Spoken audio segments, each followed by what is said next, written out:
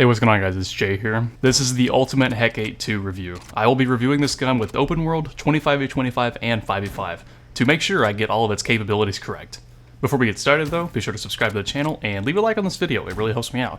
I'm trying to hit 15,000 before I die, so let's try and get that. Thanks. So we're going to start off here in 25v25, but first, let's go over the stats of this weapon. The Hecate II costs 14,000 credits, being one of the more expensive weapons in the game. It's a 50 BMG that fires semi-auto. It has a magazine size of 7 rounds and has a reserve of 21 rounds, so pretty low. It has a recoil of 90, but it's a sniper rifle. You're not going to really care about recoil. Without adding or subtracting attachments, this weapon has a mass of 12,415 grams, which is the heaviest in BRM5. It's pretty crazy, but you don't really feel that mass, honestly.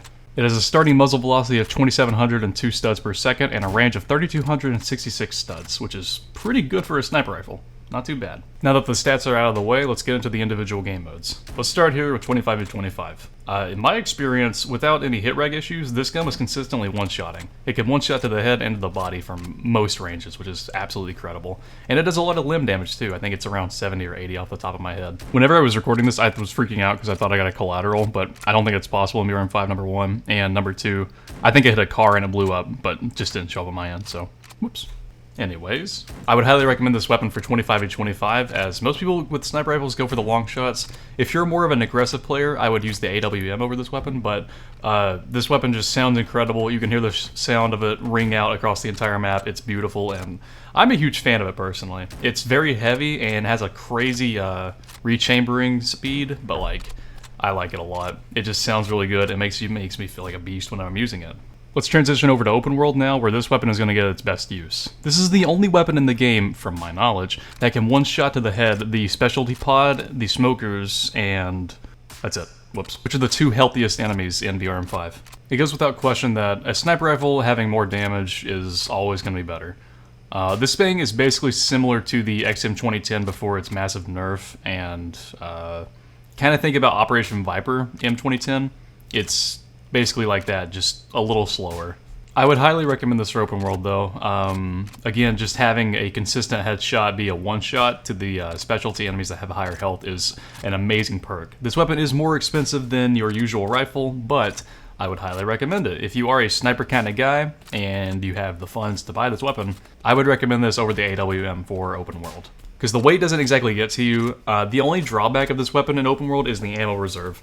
I'll show some footage here, but I ran out of ammo in everything. And granted, I missed a good amount of shots because I was going for extremely long-range kills, but there's a lot of enemies in most of these bases. Imagine trying to take over Fort Ronograd or DOU as a sniper with this weapon. You're going to run out of ammo. It's no question about it. Which is why we should have an ammo truck or an ammo pack. See my video in the description below to see more about that. Haha, I love plugs. Last but not least, we got 5v5. Now, I did not expect this weapon to be good in 5v5, because number one, it's very slow, it's got a slow fire rate, and your movement's pretty impaired, and in 5v5, the sweatiest land of them all, where everybody's either rocking the RF or the MK18 now, I expected to get bodied, but I was the one who bodied. I was not the bodied, I was the bodyer. I'm going to draw comparisons again to Operation Viper's M2010. Being able to one-shot consistently is so amazing. I know that the limbs don't one-shot, but it does so much damage that if you were facing an enemy who gets shot once by most weapons in this game, you will one-shot them. And most of the time, people are trading damage to get kills.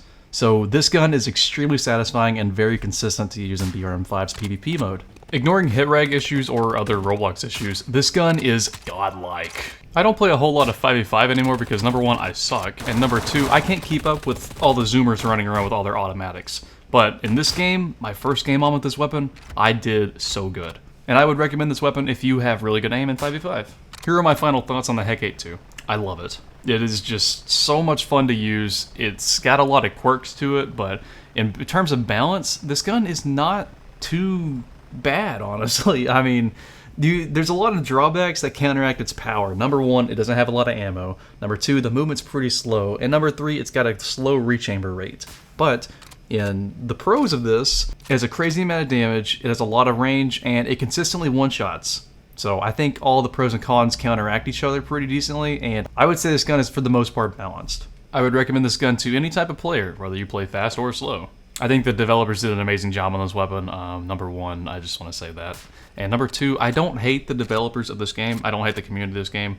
I don't know why I'm throwing this in here, but I feel like it needs to be said. So if you're hearing this and you think I hate a developer or you think I hate the game, I don't. I love this game to death. I critique it hardcore, yes, and I need to maybe not be so negative with it because I do enjoy this, and BRN5 is the reason for my success, but I do love this game, and I want to see it succeed. So that's why I'm a little more critical of it.